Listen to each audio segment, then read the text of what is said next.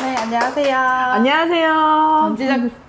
전지적 영양사 시점의 조정의 주지은입니다. 네. 오늘은 저희가 고혈압이라는 주제로 진행해 보도록 하겠는데, 우선 요즘 고혈압 가지신 분들 되게 많죠.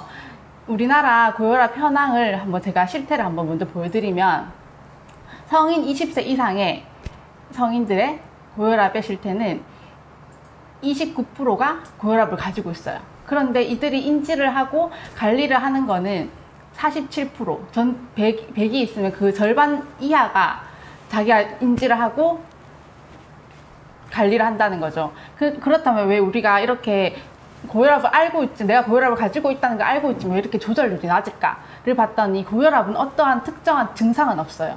그런데 우리가 고혈압이 침묵의 살인자라고 불려요. 왜냐? 그 합병증이 드러났을 때는 굉장히 치명타, 심장마비나 뇌졸중, 가장 극한 그 결과치로 드러나기 때문입니다. 그래서 우리가 왜 고혈압을 약을 먹는 거에 그냥 의존하거나, 아니면 그냥 나는 증상이 없으니까 다 괜찮아 하고 방치를 하는 경우가 굉장히 많은데, 우리가 그 원인도 분명히, 고혈압의 원인도 분명히 밝혀내야 되고, 내 자신도 알아야 되고, 관리를 해야 되는 이유들을 저희가 알려드리고, 관리를 하시면 충분히 건강한 생활을 또 유지할 수 있습니다. 그리고 저희가 첫 번째 그 원리를 알아보기 위해서 그 혈압에 대한 거를 말씀드릴 건데요. 네. 혈압은 심장에서 혈액을 밀어낼 때 혈관 내에 생기는 압력이라고 생각하시면 되는데요.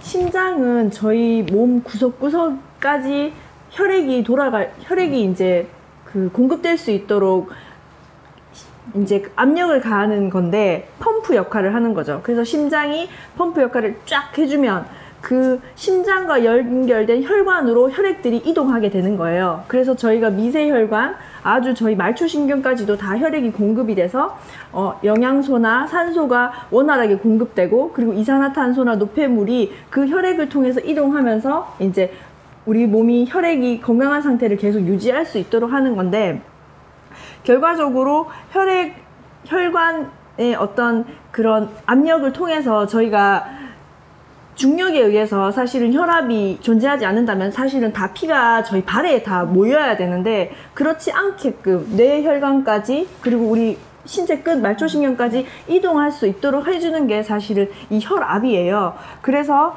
이제 심장의 역할, 심장이 정상적으로 활동을 해서 뿜어져 나가는 혈액, 그리고 그 혈액이 원활하게 우리 곳곳에, 세포 곳곳까지 다 영양소를 이동시킬 수 있도록 도와주는 게 실은 혈압이라는 거예요.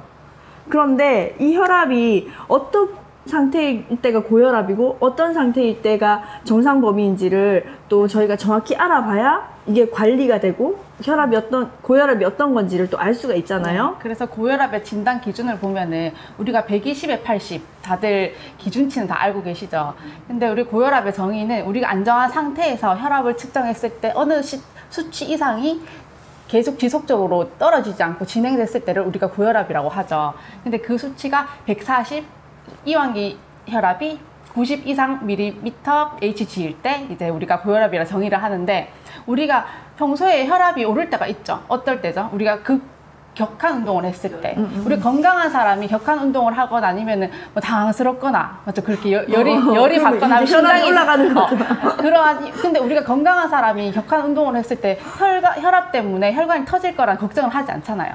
그것처럼 혈압은 그 때에 따라서 올라가는 게 정상이고, 그거는 우리가 운동을 했을 때 심장이나 뭐 근육이나 이쪽으로 영양소를 빠르게, 산소를 빠르게 공급하기 위해서 우리가 정상적으로 이제 혈압이 올라가게 되죠. 그런데 우리가 혈압의 걱정보다 그 혈관이 튼튼하지 못하기 때문에 터지는 경우가 더 많아요. 고혈압의 원인이 아니라. 그렇기 때문에 혈관에 대해서 우리가 혈관 건강을 지키기 위한 그 수칙을 제대로 알고 우리가 건강을 지켜나가야 되는데, 그렇다면 그 혈압이 오르는 원인들이 있겠죠. 요인들을 한번 살펴보면요. 혈압이 상승하는 요인들은 여러 가지가 있죠, 사실은. 근데 대표적으로는 나이가 들면서 혈압이 높아지는 경우가 대다수예요. 그래서 일반적으로 저희 아주 이제 젊은 청년들보다는 연령이 많으신 어른들이 혈압이 높을 수밖에 없어요. 왜냐하면 혈관의 탄력성도 떨어지고, 그리고 심장이 계속적으로 운동을 하다 보니까 심장 근육이 두터워져서 심장 안에 가둘 수 있는 혈액의 양도 줄고, 그리고 심장 근육의 유연성도 떨어지기 때문에 사실은 한 번 내뿜었을 때 멀리까지 이동하는 거리가 짧아지는 거죠. 그러니까 더 강력한 혈압으로 밀어서 이제 더 넓은 범위를 이동할 수 있게끔 해주는 거예요. 그렇기 때문에 나이가 들면 혈압이 약간은 상승하신다라는 걸 알고 있으면서 저희가 또 혈압을 관리해 나간다면 좀 더 효과적이겠고요. 그리고 또 하나는 식습관의 문제죠. 달고 짜고 그리고 기름진 음식을 많이 먹고 뭐 그렇게 해서 체중이 증가하거나 비만인 상태가 된다면 사실은 혈압은 올라갈 수밖에 없어요. 왜냐하면 이렇게 말라서 이제 체격이 작은 사람보다는 체격이 큰 사람이 혈액이 이동해야 되는 범위도 넓고 멀리까지 혈액이 뿜어져 나가야 되는 거죠. 그러다 보니까 더 강력한 힘으로 이제 압을 높여서 이제 피가 절절하게 공급되도록 하는 거죠. 그리고 음주나 아니 흡연 같은 것들은 사실은 혈관들이 지속적으로 수축과 이완을 계속하게 만드는 요인이 돼요. 근데 그러다 보면 탄력이 떨어져서 또다시 이제 혈압이 높아지는, 혈압 조절이 안 되는 상태가 되고요. 그리고 스트레스가 높은 상태가 또 있죠. 저희가 왜 스트레스 받아 하면 당 땡겨 이런 표현들을 많이 하시는데, 스트레스 지수가 높다는 건 결과적으로 내 몸이 필요한 것들이 더 많아진 상태라는 거예요. 산소가 됐든 영양분이 됐든. 그래서 저희가 갑자기 스트레스가 오르거나 혈압이 올라 그럼 당 땡겨를 얘기해서 막 당을 막 찾는 것처럼, 이런 때 이제 교감 신경이나 이런 것들이 막 반응하면서 혈압이 막 올라가는데, 그 상태가 사실은 저희가 왜 감정도 내려가면 조절이 되는 것처럼 지속적으로 항상성으로 해서 조절이 되는데, 스트레스 지수가 계속 높은 상태에 있는 이런 분들도 나중에 전반적으로 심장이나 혈관이나 이런 것들에 무리가 가서 혈압이 이제 진행되면서 고혈압이 되는 경우도 있고요. 그리고 저희가 가족력이라고 하죠. 원래 이제 그런 혈관 탄력이 빨리 저하되거나 심장의 어떤 활동이나 운동력이 떨어지시는 가족력을 가지신 분들이 있어요. 이런 분들은 사실은 운동이나 이런 것들로 진짜 점진적으로 관리를 지속적으로 해주셔야 되는 분들이고요. 그리고 또 하나 요인은 약물 요인이 있어요. 저희가 뭐 다이어트제라고 해야 되나? 식욕 억제제, 그리고 뭐 경구 피임약 이런 것들을 사실은 먹어서 우리 몸에 무언가를 차단하는 역할을 한다면, 우리 몸은 사실은 비정상 상태가 되기 때문에 많은 혈압과 혈액을 돌려서 이게 정상화시키려는 노력을 해요. 그러다 보면 혈압이 높은 상태가 계속적으로 유지가 되게 되고, 이렇게 이제 고혈압으로 진행이 되게 되는 거죠. 사실은 고혈압을 만드는 요인들은 굉장히 다양한데, 이런 다양한 요인들이 있지만 실질적으로 고혈압 자체가 무서운 병이거나 뭐 그렇지는 않아요. 왜냐하면 나이가 들면 혈압은 조금씩은 다 상승하게 돼 있고 몸의 신체 기능은 다 떨어지기 때문에 그에 맞춰서 혈압도 함께 움직이는데, 문제는 혈압이 높은 상태가 지속적으로 유지되면서 다른 합병증을 만드는 게 사실은 가장 큰 문제가 되죠. 그죠? 네. 그래서 합병증에 대해서 조금 더 알아보면 저희가 그 이후의 관리도 잘 진행할 수 있죠. 네. 그죠? 그 합병증을 제가 말씀드릴 건데, 우리 심장이 수도관이라 생각하고 우리 혈관을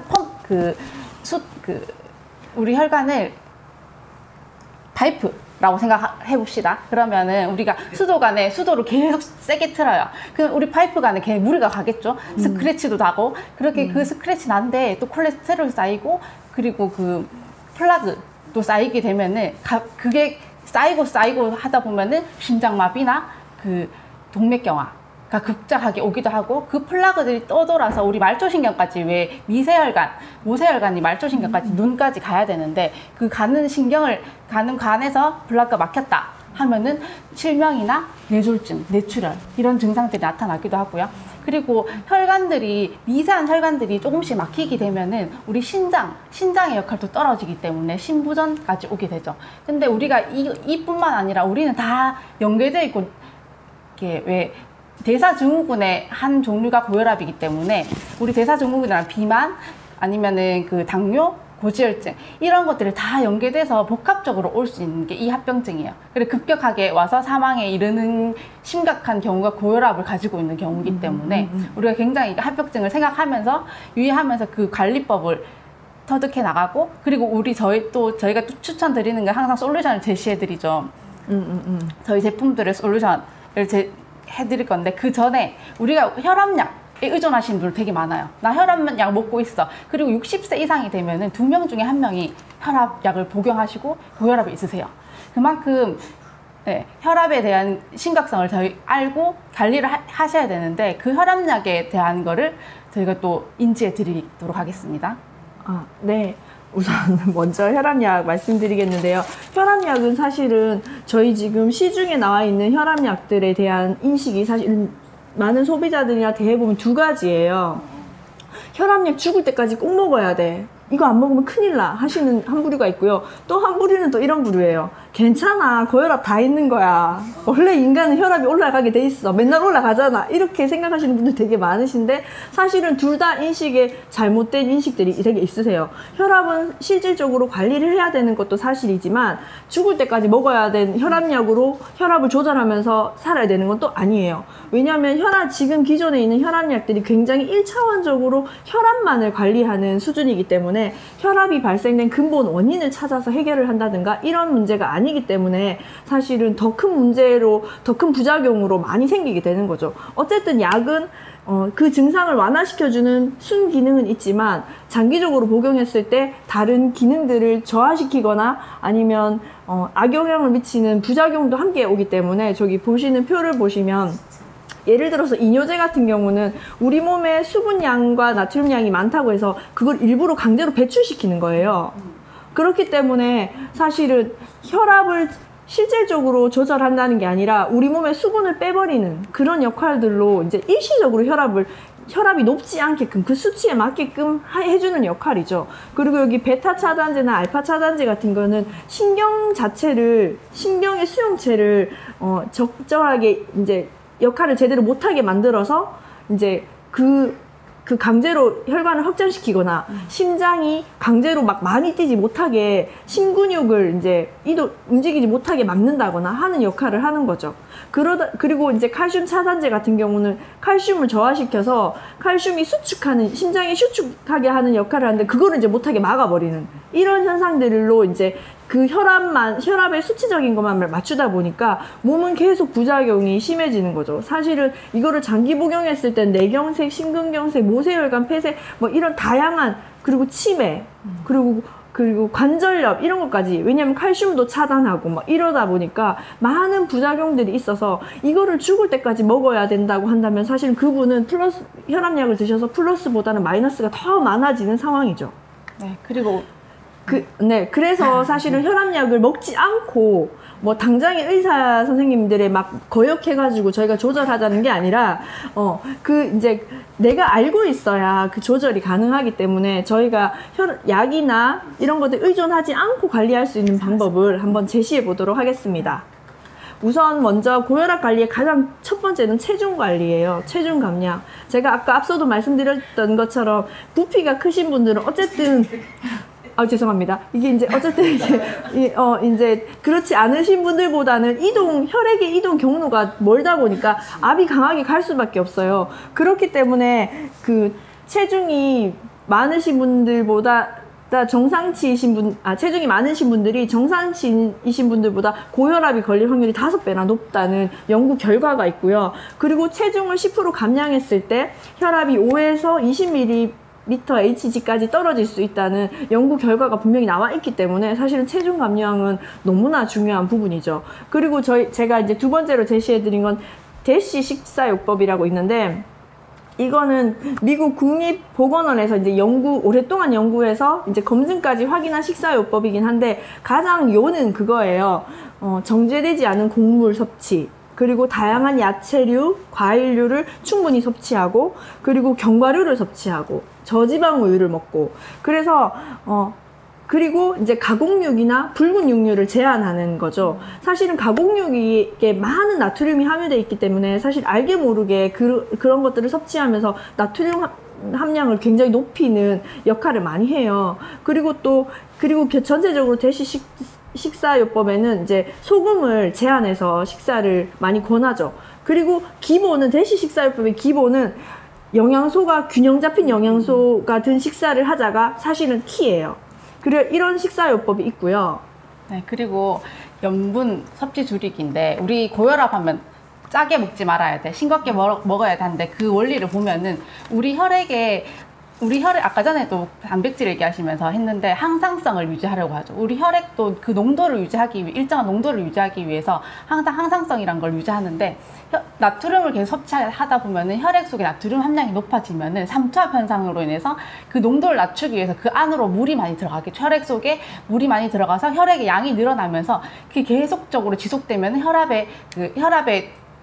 혈압도 계속 높아지게 되는 거죠. 그게 지속됐을 때 고혈압이 계속 진행되기 때문에 나트륨의 섭취를 굉장히 줄여야 되고, 그리고 우리가 그 혈압을 2ml HG만 낮춰도 뇌경색의 위험도를 10%로 줄일 수 있대요. 그렇기 때문에 혈압을 내 몸 상태에 따라서 혈압의 그 HG의 그 높이도 다르죠. 네네. 그렇죠. 누군가는 혈관 약한 사람, 나이가 들어 혈관 약한 사람은 또 140 밀리미터 HG일 수도 있고 그 수축기 혈압이 그리고 가장 중요한 거 신체 활동, 우리 혈관도 다 탄력이고 근력이기 때문에 우리가 유산소 운동을 30분 이상 매일 했을 때 우리 혈관의 탄력도 같이 탄탄해진다는 거죠. 그리고 알코올이 굉장히 혈압을 높이는, 혈관을 굉장히 빠르게 돌리기 때문에 혈압을 굉장히 높이는 요인이 되고요. 그리고 저희가 또 저희 제품으로 또 추천을 드릴 수 있는 것들이 있죠. 네. 첫 번째로 제가 추천드리고 싶은 거는 단백질이고요. 아까 전에 많은 설명을 해주셨는데 단백질의 어원을 보면은 가장 처음에 프로테인, 가장 첫 번째 우선적인이란 뜻이죠. 그렇기 때문에 우리 혈관 안에 있는 그 혈액도 전부 프로틴으로 구성돼요. 프로틴이 주 성분이기 때문에 그 혈액이나 심장의 구성 성분이 프로틴을 제일 먼저 추천드리고요. 그리고 코큐텐은 우리 세포의 미토콘드리아, 세포 외막에 포함되어 있는 조효소입니다. 그 조효소의 역할이 우리 심장, 그리고 신장, 그리고 간에 굉장히 많이 분포되어 있어요. 그랬더니 우리 실험을 했어요. 코큐텐이 고혈압에 직접적인 혈압을 떨어뜨리는데 직접적인 역할을 한다고 실험이 입증된 영양제입니다. 그리고 우리가 자연적으로 코큐텐이 합성이 되는데 40대 이상이 되면은 그 조효소의 합성 능력이 굉장히 떨어지기 때문에 이런 보조식품으로 드셔서 그 심장과 혈관의 건강에 굉장히 도움이 되실 거고요. 그리고 항산화 역할을 하기 때문에 젊음을 유지하시고 싶은 분들은 코큐텐을 꼭 추천드립니다. 그리고 아까 전에 우리 심장이 그 수도관이라면 혈관이 파이프죠. 그 파이프를 깨끗하게 콜레스테롤이나 아니면 플라그가 있는 거를 굉장히 깨끗하게 청소해 주는 역할을 하는 게 오메가3. 그리고 항염 작용도 하기 때문에 염증을 완화시키는 작용. 그래서 혈관 건강에 필수인 이 첫 번째 세 가지를 추천드리고요. 그리고 또 추천드리고 싶은 건 저는 칼맥디를 추천드리고 싶어요. 칼슘, 마그네슘, 비타민 D가 들어있어서 어쨌든 혈관이 이완과 수축을 원활히 하면서 혈액을 우리 말초식경 끝까지 잘 원활하게 이동시키기 위해서는 혈관이 수축했다 이완했다를 잘 해야 되는데 그런 때 확실히 도움이 되는 제품이고요. 그리고 칼슘을 먹어주면 저희가 혈압의 수축 효과를 내기 때문에 칼슘을 먹어주는 것 자체만으로도 혈압이 떨어지는 효과가 나고, 마그네슘 같은 경우는 혈관을 확장해서 이완하는 역할을 하기 때문에 사실은 굉장히 혈압 조절이나 이런 데 굉장히 도움을 주고요. 그리고 나트륨 함량이 높았을 때, 많이 들어왔을 때 삼투압 작용에 도움을 주기 때문에 칼맥디를 권해드리고 싶고요. 그리고 또 하나 전 권해드리고 싶은 건 비타민 C예요. 제가 아까 전에 앞서 말씀드렸던 것처럼 스트레스 지수가 높으면 우리 몸은 뭔가를 자꾸 필요로 한다고 말씀드렸잖아요. 그래서 계속 이제 그 혈압도 상승한 상태라고 말씀드렸는데, 그럴 때 스트레스 지수도 낮출 수 있고, 그리고 혈관에 있는 혈관 근육에 콜라겐을 직접적으로 합성하는데 비타민 C가 많이 도움을 주기 때문에 비타민 C를 권해드리고 싶습니다. 그리고 식이섬유. 식이섬유는 사실은 저희가 나이가 들어서 연세가 많으신 분들이 아까 혈압이 높다고 했는데 여러 가지 이유로 혈압이 높죠. 왜냐하면 나이가 들수록 이제 혀의 감각이나 이런 것들이 전반적으로 떨어지고 그리고 내장 기능의 기능 전체가 떨어지면서 사실 나트륨 함량의 섭취도 굉장히 높아지고 그리고 장기 기능의 기능도 떨어지기 때문에 잘 조절이 잘 안 돼요. 그럴 때 이제 이런 식이섬유를 먹어주시면 몸에서 나트륨을 배출하는 데 굉장히 도움이 되거든요. 그래서 물론 장 건강에도 도움이 되고 그리고 나트륨 배출에도 도움이 되기 때문에 권해드리고 싶고요. 또 하나는 제가 아까 전에 앞서 말씀드렸던 대시 식사요법의 가장 키는 영양가가 균형 잡힌 한 끼 식사를 하는 게 가장 키라고 말씀드렸는데 그런 때 꼭 필요한 게 사실은 비타민 무기질이 온전히 풍부한 식사를 하는 거예요. 거기에 이제 WX를 저는 권해드리고 싶어요. WX의 기능은 너무 많지만 무엇보다도 혈압과 관련돼서 혈관과 관련돼서는 염증 수치를 떨어뜨리는 거 그리고 몸의 장기 기능이나 저희 부가적으로 내부에서 해야 할 모든 기능들을 정상화시키는데 WS가 도움을 주기 때문에 꼭 권해드리고 싶은 제품이에요. 그리고 저는 이런 제품들을 이제 사실 권해드리면서 제가 하나 말씀드리고 싶은 건 저희 그 시어머님께서 결혼하고 이제 혈압약을 계속 드시고 계시더라고요. 그때는 되게 알 수도 많았어요. 그리고 저희 시어머님 스타일은 고혈압약 꼭 먹어야 돼. 막 죽을 때까지 나는 꼭 먹을 거야. 막 이런 스타일이세요. 그런데 실제로 뭐 잘못된 생활 습관이나 정보들로 막 이제 왜 저희가 왜 공부한 것과는 다르게 엉뚱한 잘못된 과거로부터 온 지식들로 막 생활을 하시잖아요. 그래서 그런 거 하나하나 바로잡아 드리고 그리고 단백질, 뭐 오늘 추천드렸던 오메가3, WX, 코큐텐 이런 거 드시면서 사실은 혈압약을 하나하나씩 줄여가고 계세요. 그래서 지금은 거의 드시지 않으시고 근데 본인이 한 번씩 컨디션이 안 좋거나 이러면 이제 혈압약을 찾으시긴 하세요. 그렇지만 그때 잠깐 먹는 걸로 본인도 그리고 얼마나 이 제품들로 이게 조절이 가능한지도 실질적으로 이제 병원에서 재면서 체험도 하셨던 분이셔서 주변에 많이 또 본인도 알리시고 그리고 또 그러다 보니까 또 그런 만남들로 이어져서 고혈압은 실질적으로 조절이 가능한 어떤 증후군이라는 거를 되게 제가 제 사업 안에서도 많이 체험하게 됐습니다. 그리고 또 하나 말씀드리면 40대 이후가 되면 아까 말씀드린 것처럼 코큐텐이 합성 함량이 줄어들기 때문에 고혈압이 그때 급격히 늘어나는 시기예요.